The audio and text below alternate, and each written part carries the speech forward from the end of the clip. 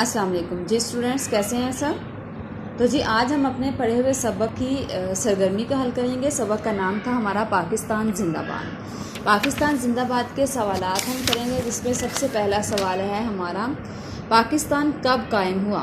पाकिस्तान 14 अगस्त 1947 को बना।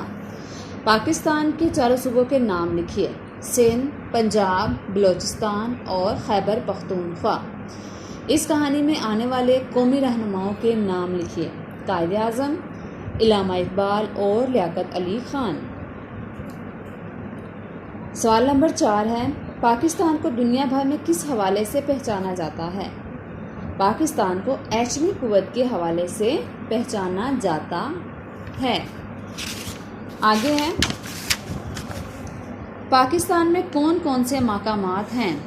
पाकिस्तान में आज़ाद कश्मीर और गिलगित बल्तिस्तान हैं। सबक से ऐसे अल्फाज तलाश करके लिखिए जो एक साथ 2 बार इस्तेमाल हुए हों।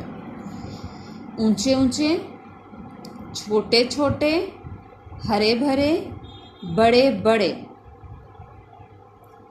आपने इन सवालात को अच्छे तरीके से याद करना है और इनको अपनी नोटबुक पर लिखना है, ताकि आपकी अच्छी तरह ज़हन नशीन हो जाए। इसी के साथ मुझे इजाज़त दीजिए। अल्लाह।